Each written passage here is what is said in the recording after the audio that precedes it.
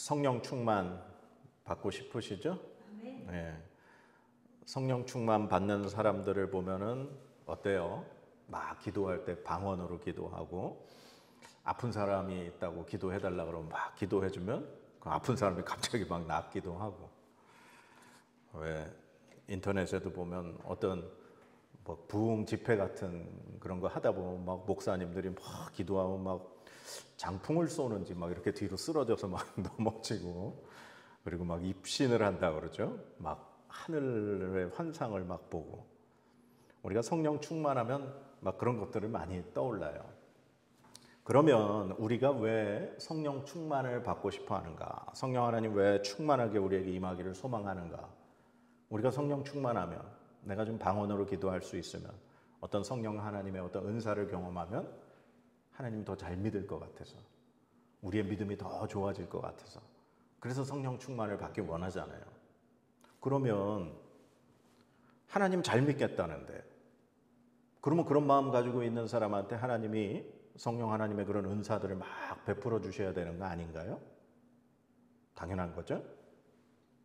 하나님 잘 믿겠다는데, 내가 좀 하나님 더 잘 믿고 싶어서, 내가 정말 주님 위해서 잘 살고 싶어서 성령 충만하게 해주세요 했는데 안 그런 것 같아요. 방언도 못하고, 어떤 기도할 때 어떤 기도의 응답이나 역사도 안 일어나는 것 같고. 그러면 분명히 문제는 둘 중에 하나겠죠. 내가 잘못됐거나 하나님 잘못됐거나. 그러면 하나님은 잘못된 분 아니시죠? 하나님은 전지전능하시고 완전하신 하나님. 그러면 잘못은 누구에게 있을까요? 분명히 우리한테 뭔가 잘못이 있거나, 우리가 뭔가 잘못 알고 있거나 그럴 것 같아요. 자, 그럼 우리가 성령 충만에 대해서 뭘 잘못 알고 있을까? 오늘 이 본문의 말씀은 오순절날 그 120명에 모인 사람들 가운데 성령 하나님이 충만하게 임재하신 그 사건이죠. 위에 우리가 그 가룟 유다의 자리를 대신해서 그 사도를 뽑을 때 그때 모인 사람이 120명이라 그랬어요. 근데 이제 오늘 이제 오순절날 이 성령 하나님이 일어난 그 사건이 뭐 몇 명의 사람이 있었을 때 성령 하나님이 임하셨는지는 몰라요. 그러나 그냥 위의 사건과 연결해서 우리가 그냥 120명 모였을 때 성령 하나님이 그들에게 임재하셨다, 우리 그렇게 생각을 하고 있어요. 그런데 성령 하나님이 그들이 앉은 집에 임재하셨는데 정말 놀라운 현상이 벌어졌어요. 그 대표적인 현상, 우리가 잘 알고 있는 말씀인데요.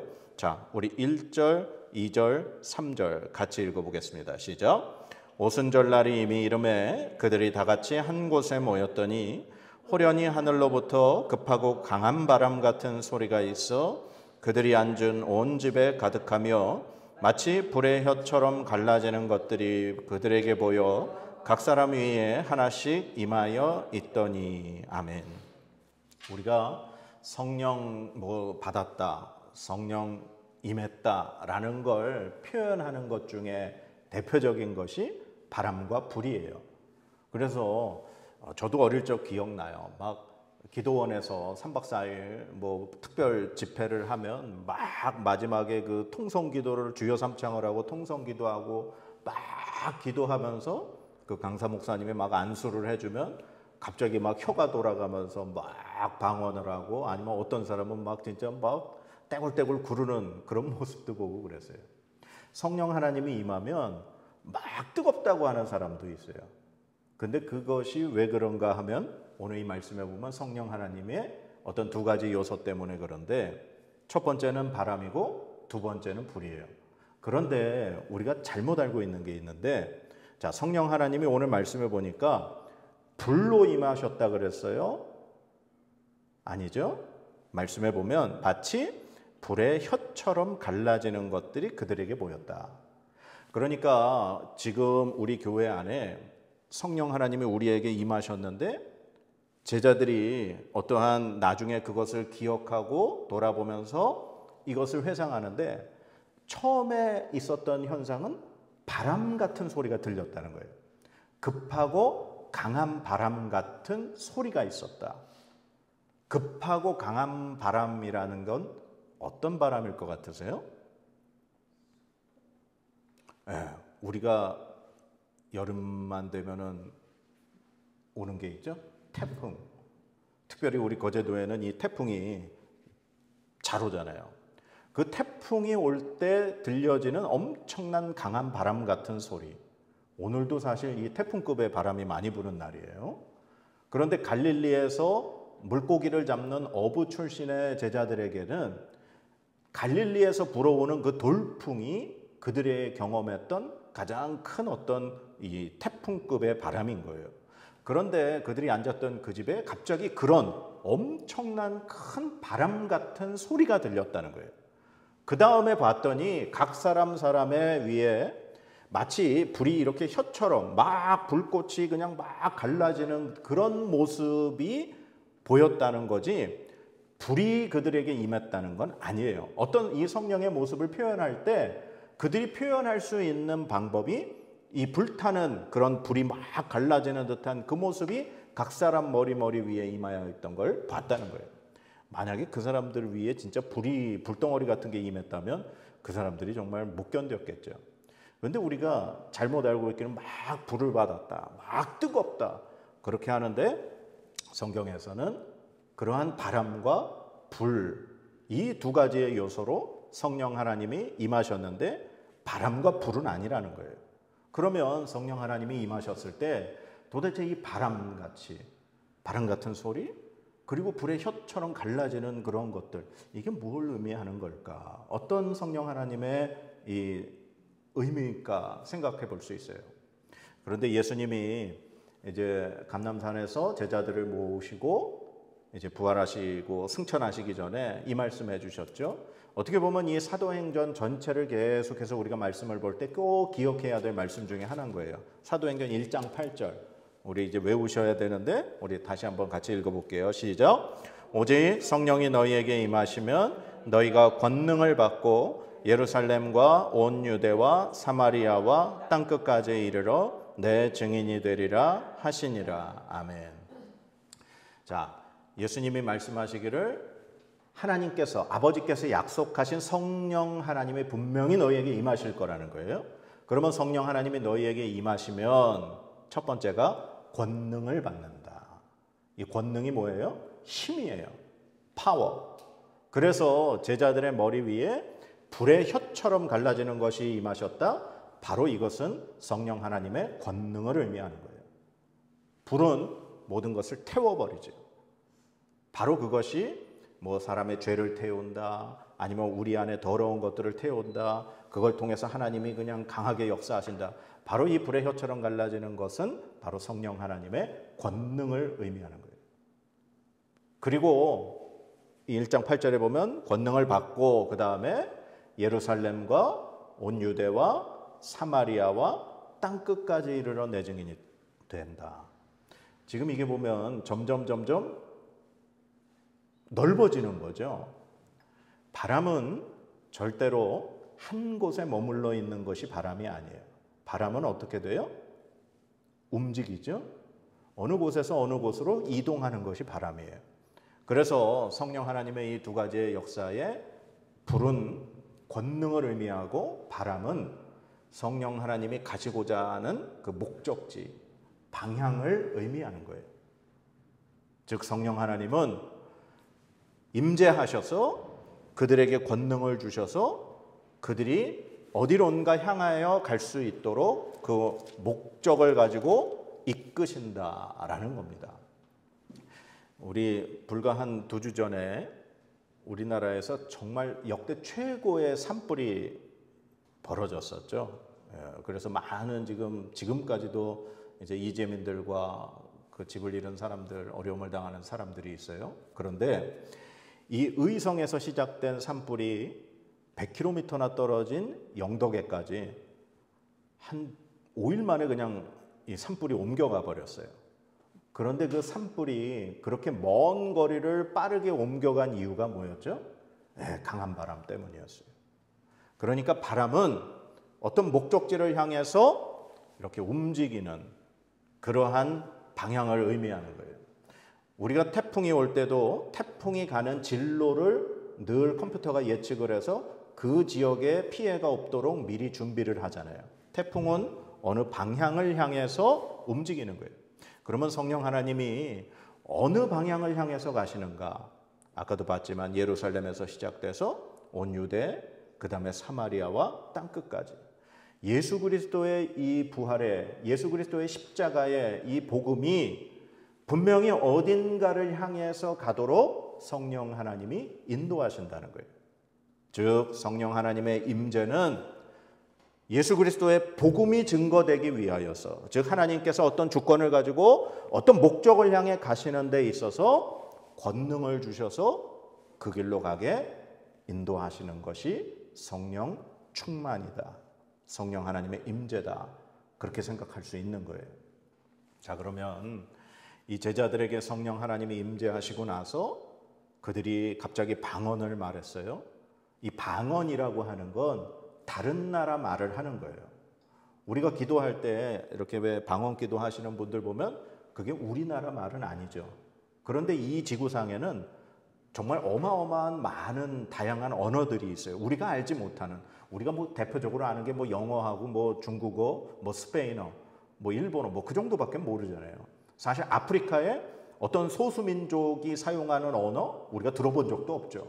그러니까 방언 기도를 하시는 분들은 분명히 누군가 알아듣는 그러한 언어의 말로 자신이 알지 못하는 하나님의 비밀을 기도하는 것, 그게 방언 기도라는 거예요. 그래서 제자들에게 이 성령 하나님이 임하고 났더니 제자들이 각각 다 다른 나라 말로 하나님의 큰 일을 말하는 걸 그 옆에 있는 사람들이 들었다는 거예요. 자, 그래서 5절에 보면 그때에 경건한 유대인들이 천하 각국으로부터 와서 예루살렘에 머물러 있었다. 그러면서 그 밑에 보면 한 15개 이 인근 지역의 그 지명이 쫙 나와요. 이 경건한 유대인들, 그들이 예루살렘에 왜 왔냐? 이 경건한 유대인이라고 하는 것은 하나님의 율법을 철저하게 지키는 유대인들을 의미하는 거예요. 이 하나님께서 율법에 이스라엘 남자들은 반드시 1년에 3번 명절을 지키라 그랬죠.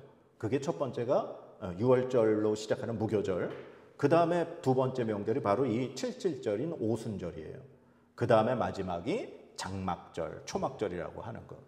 그러니까 지금 이들이 모인 날이 오순절, 즉 77절 이 어간이기 때문에 이 천하에 있는 이 주변 지역에 있는 수많은 경건한 유대인들, 율법을 철저하게 지키는 유대인들이 그 오순절 명절을 지키러 성전이 있는 예루살렘에 모여 있었다는 거죠. 그러니까 그 사람들은 각각 자기 지역의 나라의 언어를 쓰고 그곳에서 사는 사람인데, 아니 이 예수님의 제자들 모여 있는 사람들은 갈릴리 출신 사람들인데 근데 그들이 지금 자기네 나라 말을 하고 있다는 거죠. 그러니까 그들이 깜짝 놀랐던 거예요. 전부 다 각자가 누구는 중국어로 듣고 누구는 일본어로 듣고 누구는 뭐 몽골어로 듣고 하나님 나라의 말을 하는 걸 들었다는 거예요.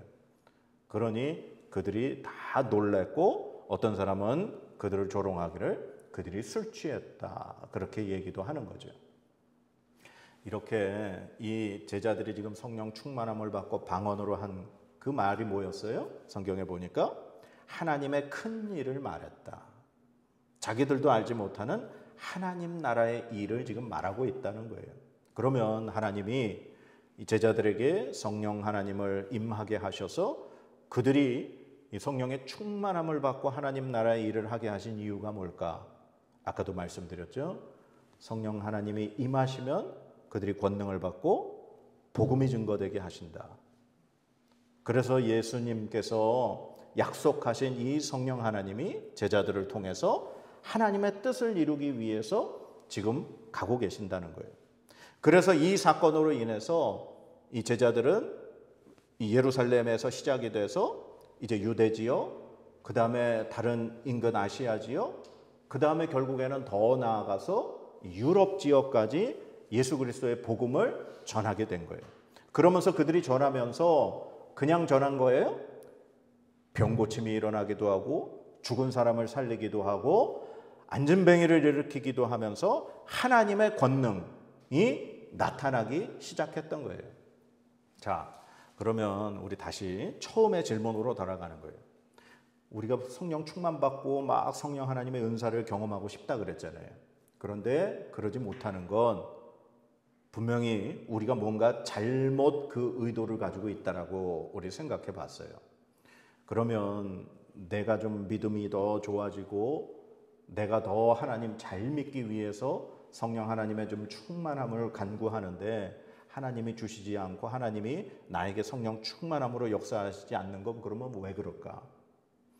바로 성령 하나님께서 우리에게 충만하게 임하시는 그 주체는 내가 원하는 것이 아니라 하나님이 원하셔야 하는 것이기 때문에 그렇다는 거예요. 하나님이 원하실 때 하나님이 어떠한 목적을 가지고 어떠한 방향으로 나를 인도해 가시고 싶으실 때 그때 하나님이 나에게 성령 충만함을 주신다는 거예요. 우리 출애굽기 성경 공부 시간에 배웠어요. 모세를 통해서 하나님이 성막을 짓게 하셨죠. 그래서 그 성막을 이제 만들어야 되는데 그 만들 사람을 브살렐과 오홀리압이라는 사람을 세웠어요. 그런데 브살렐을 세울 때 하나님께서 그에게 하나님의 영을 충만하게 부어주셨다. 하나님이 성막을 만들어 가야 하는 목적을 향해 갈 때 하나님의 선택한 사람에게 하나님의 영, 성령 하나님을 충만하게 부어주셔서 그에게 그 일을 만들 수 있는 권능을 주셔서 그가 그 일을 할 수 있도록 하셨다는 거예요. 하나님께서 주권적으로 역사하신 거죠. 그 다음에 이스라엘 백성들이 왕을 원했어요. 자기네들은 이제 다른 나라들처럼 왕이 있어야 되겠다. 그래서 하나님이 사울이라고 하는 왕을 세웠죠.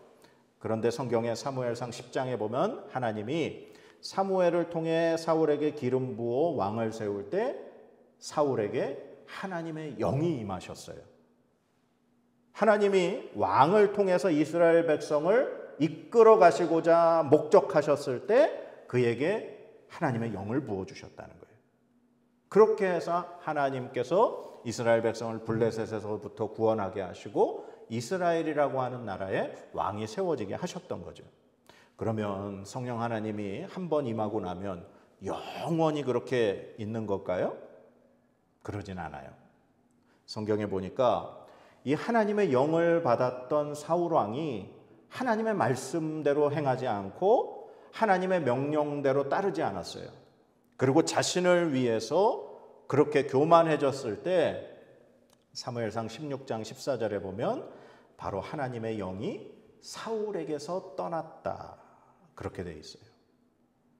하나님의 영은 하나님께서 이루고자 하시는 목적을 가기 위해서 이 사람에게 임하셔서 그 사람을 이끌어 가시지만 그 사람이 하나님의 뜻에 반하고 하나님께 범죄하고 하나님의 뜻대로 살지 않으면 성령 하나님은 그에게서 떠나신다는 사실이에요. 그러면 오늘 우리에게 성령 하나님이 임하시고자 한다면 하나님이 우리에게 원하시는 목적이 있으셔야 돼요. 우리가 정말 내가 예수님 잘 믿고 내가 어떠한 신앙의 뭔가를 유익을 구하기 위해서가 아니라 하나님, 나를 통해서 하나님 무엇을 원하십니까? 하나님 나를 통해서 하나님 어떻게 사용하시기 원하십니까? 라고 우리가 하나님 앞에 기도해야 된다는 거예요. 그러면 하나님이 나에게 원하시는 그 목적을 향해서 나를 이끌어 가실 때 하나님은 나에게 임하셔서 나에게 권능을 주십니다. 성령 하나님은 하나님의 일을 인도해 가실 때 반드시 권능을 통해서 하나님이 일하셔요. 그래야 하나님이 함께 하신다는 증거가 사람들에게 보여지기 때문에 그래요. 예수 그리스도의 복음을 제자들이 전할 때 하나님께서 그를 통해서 성령의 권능이 나타나게 하시니까 그들에게 복음이 들어가고 그들이 예수 그리스도를 믿게 되고 회개하고 죄사함을 얻고 하나님의 그 교회들이 점점 생겨지는 역사가 일어났다는 사실이에요. 그래서 우리가 성령 충만함을 받기 원한다면 제일 먼저 하나님 앞에 우리의 삶을 하나님 나를 통해서 하나님 무엇을 원하시고 하나님 나를 통해 어디를 향해 가시기 원하십니까? 하면서 여러분 자신을 온전히 비워야 합니다. 그리고 여러분을 하나님의 뜻에 맡겨드려야 할 줄 믿습니다. 그러면 하나님이 여러분에게 임하셔서 하나님의 뜻을 향하여 여러분에게 힘을 주시고 권능을 주셔서 여러분의 삶을 이끌어 가실 줄 믿습니다. 오늘은 종려주일이에요. 예수님이 십자가에 죽으시기 위하여 예루살렘 성에 입성하신 날을 기념하는 주일입니다. 그래서 이번 한 주간 고난주간이 시작이 되죠. 이번 주 금요일이 예수님이 십자가에 달려 돌아가신 성금요일이에요. 예수님이 우리를 위하여 그토록 생명을 내어주시면서 죽기까지 왜 그러셨을까? 바로 예수님은 그 죽음을 통하여 예수님의 그 부활을 통하여 그 사실을 믿고 고백하는 바로 우리들에게 하나님이 약속하신 성령 하나님을 부어주시기 원하셔서 그래요. 성령 하나님은 우리와 함께 하십니다. 예수 그리스도를 믿는다는 것 자체가 바로 성령 하나님이 함께 하시지 않으면 우리가 예수님을 믿을 수 없기 때문에 그래요. 여러분도 예수님 믿으시죠? 그러면 여러분들 안에는 지금 성령 하나님이 함께 하시는 줄 믿습니다. 그러나 함께 하는 것에서 그치지 않고 오늘 이 성령 하나님이 그들에게 불의 모습으로 또 강한 바람 같은 소리처럼 성령 하나님이 제자들에게 강권적으로 임하셔서 그들을 이끄시기 원하시는 것처럼 여러분의 삶이 그렇게 되길 원하신다면 여러분의 삶을 하나님 앞에 드리시기 바랍니다. 하나님, 나를 통해서 어떻게 하나님 사용하시기 원하십니까? 그러면 하나님께서 목적을 가지고 그 하나님이 원하시는 방향으로 여러분들을 인도하실 줄 믿습니다. 그래서 오늘 이 종려주일 이 한 주간 우리 주님의 그 십자가의 은혜를 잘 기억하고 묵상하시면서 정말 이 한 주간 하나님, 나를 어떻게 하나님 사용하시기 원하십니까? 하나님, 내 삶을 어떻게 하나님 인도하기 원하십니까? 내 목적이 아니라 하나님의 목적에 맞게 우리가 겸손하게 하나님 앞에 그렇게 구하며 살아가실 수 있는 저와 여러분의 삶 되기를 간절히 축복합니다. 네, 기도하실까요? 하나님, 감사합니다. 오늘 성령 하나님이 제자들에게 임하셔서 정말 그들에게 하나님 나라의 일을 전할 수 있는 힘을 주시고 방향을 주신 것을 말씀을 통해 깨닫습니다. 하나님, 우리도 성령 충만하기 원합니다. 그런데 언제나 그 목적이 우리의 목적이었습니다. 하나님, 이제 그것을 내려놓고 하나님의 목적에 우리의 삶을 맞추기 원합니다. 하나님, 우리를 어느 방향으로 이끄시기 원하십니까? 하나님, 우리를 어느 뜻으로 이끄시기 원하십니까? 하나님, 우리의 삶을, 우리의 인생을 하나님 손에 올려드리오니 하나님, 우리를 통하여 하나님의 뜻대로 우리를 인도하여 주시옵소서.